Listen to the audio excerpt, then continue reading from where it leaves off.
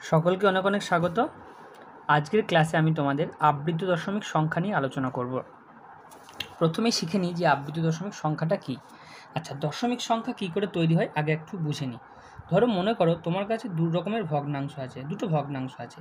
একটা হচ্ছে ধরো 1/2, একটা হচ্ছে ধরো 1/3। দেখো দুটোর মধ্যে কিন্তু ডিফারেন্স আছে। তাহলে একটা হচ্ছে 1/2 এবং একটা হচ্ছে 1/3।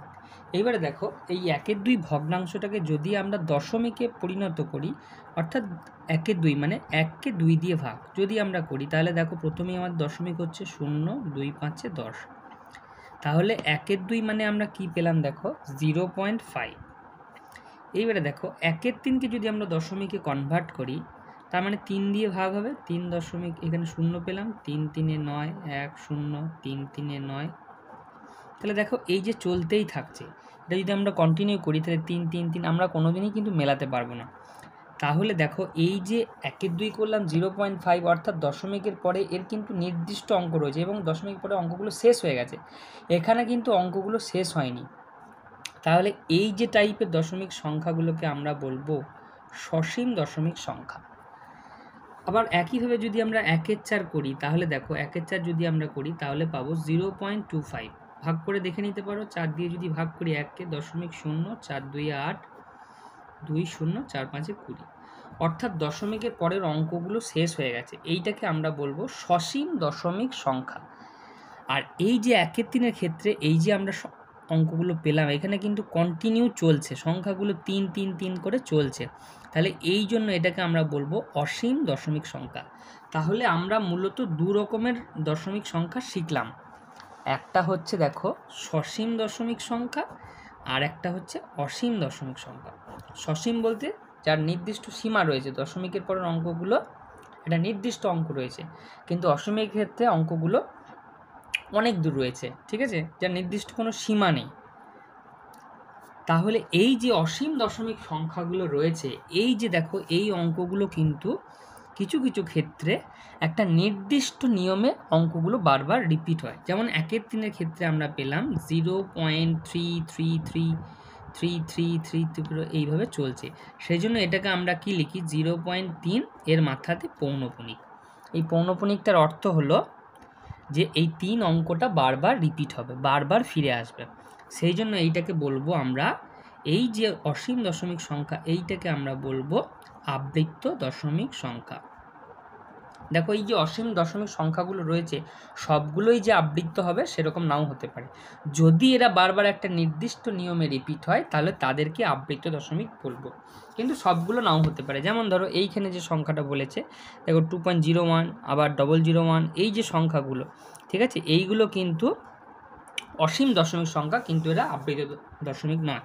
যেমন ধরো √3, √2 এইগুলোর যদি আমরা ভ্যালু করি তাহলে কিন্তু এরা আবৃত্ত দশমিক হবে না, এরা কিন্তু অনাবৃত্ত দশমিক হবে।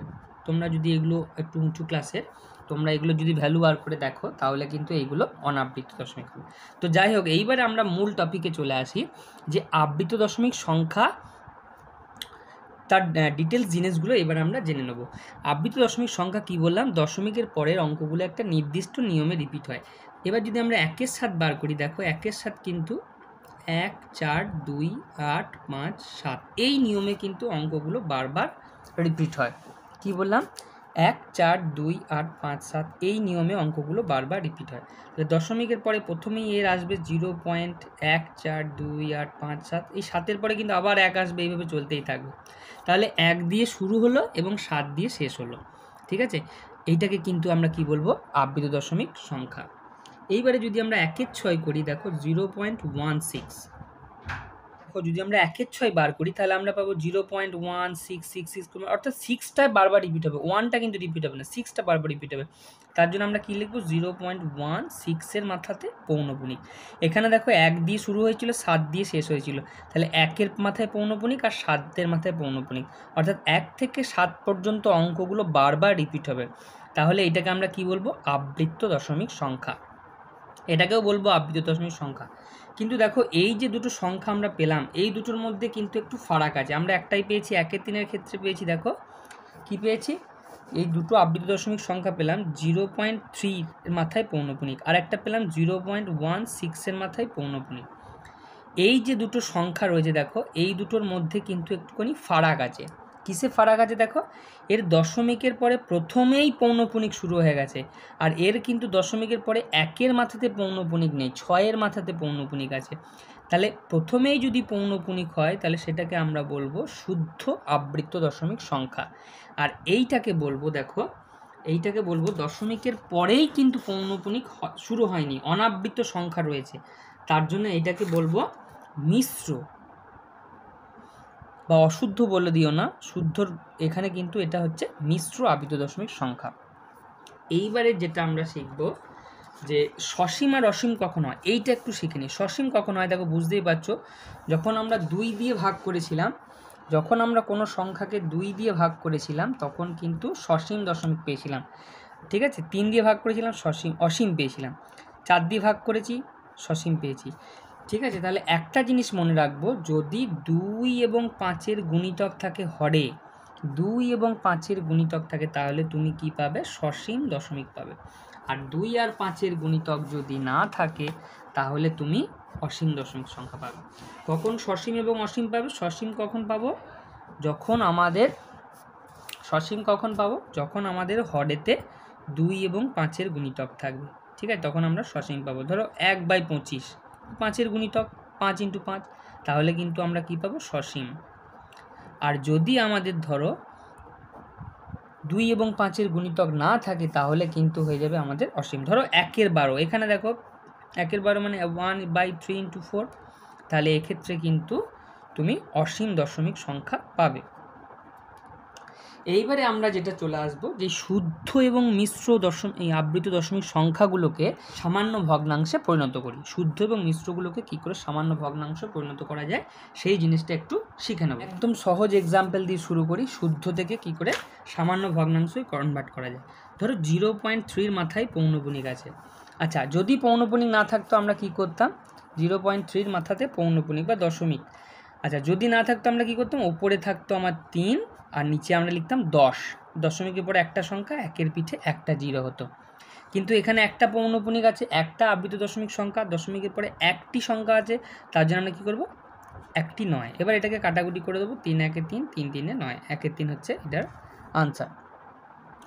আচ্ছা, যদি এরকম থাকে 0.63, ঠিক আছে, দুটোতেই পৌনপুনিক আছে, তাহলে আমরা কি করব, যদি পৌনপুনিক না থাকতো তাহলে আমরা কি লিখতাম, 63/100, দশমিকের পরে দুটো সংখ্যা, তাহলে 1-এর পিঠে দুটো 0, কিন্তু এখানে পৌনপুনিক আছে, এটা আবৃত দশমিক সংখ্যা, তাহলে এক্ষেত্রে নিয়মটা কি, এক্ষেত্রে নিয়মটা হচ্ছে উপরে যা আছে তাই বসে গেল, উপরে দুটো সংখ্যা বসে গেল। আচ্ছা, কটার মাথায় পৌনপুনিক আছে, কটা সংখ্যা আছে, দুটো সংখ্যা আছে, তাহলে আমরা কি করব, দুটো 9, ঠিক আছে। পৌনপুনিকের জন্য আমরা কি করব, দুটো 9, এখানে 10 হবে না, হবে দুটো 9। এবার এটাকে কাটাকুটি করে নেবো, এই দিয়ে কাটাকুটি করে 9-এর সাথে 63, 9 × 11 = 99, তাহলে হয়ে গেল 7-11। তাহলে এইটা হয়ে গেল আমাদের কিসের নিয়ম, শুদ্ধ আবৃত দশমিক সংখ্যার ক্ষেত্রে এই নিয়মটা ফলো করব। ধরো এরকম রইল 0.18, তাহলে কি হবে, উপরে 18, নিচে দুটো পৌনপুনিক, দুটো 9, তাহলে আমরা কত দিয়ে কাটা করব, 9 × 2 = 18, 9 × 11, তাহলে 2 × 11, খুব সিম্পল। আচ্ছা, এইবারে আমরা চলে যাই কি করে আমরা মিশ্র আবৃত দশমিক সংখ্যাকে কি করে আমরা সামান্য ভগ্নাংশে কনভার্ট করব। আচ্ছা, মিশ্র আবৃত দশমিক সংখ্যা, একটা সংখ্যা লিখছি যেটা আমি একটু আগে বললাম 0.16, তাহলে এটা কি করব, উপরে যা ছিল তাই, 16 আছে উপরে 16 লিখলাম। এইবারে দেখতে হবে কোন সংখ্যাটার মাথায় পৌনপুনিক নাই, দশমিকের পরে কোনটাই না, দশমিকের পরে দেখো 1-এ নাই, সেইটা আমার বিয়োগ, তাহলে লবে আমার এইটা হয়ে গেল।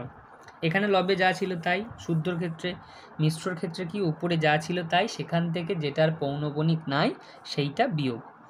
আচ্ছা, এইবারে নিচেরটা কী হবে একটু আলাদা, দেখো কটায় পৌনপুনিক আছে, একটাই পৌনপুনিক, তাহলে একটি 9, আর কটায় পৌনপুনিক নেই, একটাতে নেই, তার জন্য কি হলো, একটা 0 মনে থাকবে, তাহলে এটা হচ্ছে বিয়োগ করলে 15/90, কাটাকুটি করলে হয়ে গেল 1/6। এরকম খুবই সিম্পল, একটুখানি প্র্যাকটিস করতে হবে, ঠিক আছে। 0.916 একটু ভালো করে বুঝে নাও।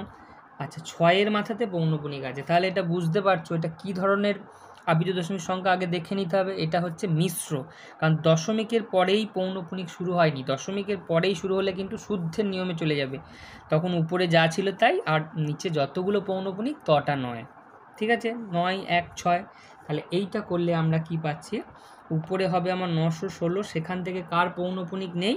91। আচ্ছা এইবারে কি হবে? আচ্ছা কটায় পৌনঃপুনিক? একটাই পৌনঃপুনিক, তাহলে একটি নয়, এবং কটায় পৌনঃপুনিক নেই? দুটোতে নেই, তাহলে দুটো 0। এটাকে এবারে ক্যালকুলেশন করব, ঠিক আছে? এটা ক্যালকুলেশন করলে যেটা হবে সেটাই হবে আনসার। 9 আর 1 আর কয় 6, 5 6, 9 আর কয় 11, 2 11, 825 হবে। আর নিচে হচ্ছে 900। 25 1 25, 25 3 75, আর এটা হচ্ছে 25 3 75, 25 13 36, ঠিক আছে? তাহলে আলটিমেটলি এটা কি পেলাম? 13 36। আচ্ছা এইবারে দেখো আরেকটা এক্সাম্পল দেখাচ্ছি, লাস্ট এক্সাম্পল, ঠিক আছে? দেখো 0.378, সরি এটাকে নিচ্ছি ধরো 3.378, কোথায় কোথায় পৌনঃপুনিক আছে? একমাত্র লাস্টে 8-এর মাথায় পৌনঃপুনিক আছে। তাহলে এটা হচ্ছে মিশ্র, কারণ দশমিকের পরেই পৌনঃপুনিক নেই, এটা মিশ্র নিয়মে চলে যাবে। আচ্ছা এই ক্ষেত্রে আমরা কেমন করে সলভ করবো? দেখো উপরে আমার যা ছিল তাই 3378, দশমিকের এইটাকেও কিন্তু আমরা ধরে নেবো যা ছিল তাই, সেখান থেকে কত বিয়োগ করব? যেটাই পৌনঃপুনিক ছিল না সেইটা করব। কার নেই? একদম পুরো 3 থেকে 37 অবধি নেই, তাহলে 337 বিয়োগ, বা 3টাকে যদি কেউ পূর্ণ নিয়ে করো তাহলেও হবে, 3 পূর্ণ নিয়ে 378 থেকে 37 বিয়োগ করে সেটাও করতে পারো। আচ্ছা এইবারে কটায় পৌনঃপুনিক নেই? একটাতে পৌনঃপুনিক আছে, একটা নয়, আর কটাই নেই? দুটোতে নেই, তার জন্য দুটো 0। এবারে জাস্ট এইটাকে ক্যালকুলেশন করবে, তাহলে এটা কত হলো? 3041 900। এইটাকে ক্যালকুলেশন করলে এইটা হয়ে গেল। তাহলে আমার আবৃত থেকে সামান্য ভগ্নাংশে কনভার্ট করার নিয়ম। এইবারে বইয়েতে অনেক এক্সাম্পল আছে, তোমরা এইগুলো অবশ্যই বাড়িতে প্র্যাকটিস করো, এবং রুলসটা হচ্ছে এইটাই, সসীম এবং অসীম দশমিক সংখ্যা এবং আবৃত দশমিক সংখ্যা বার করার, এবং দশমিক থেকে কি করে সামান্য ভগ্নাংশে কনভার্ট করা যায়, হ্যাঁ এটাই হচ্ছে নিয়ম। তো আজকের ক্লাসটা কেমন লাগলো সেটা অবশ্যই কমেন্ট করে জানিও, আর যারা যারা আমার চ্যানেলটিকে এখনও সাবস্ক্রাইব করেনি তা প্লিজ চ্যানেলটিকে সাবস্ক্রাইব করে রেখে দেবে।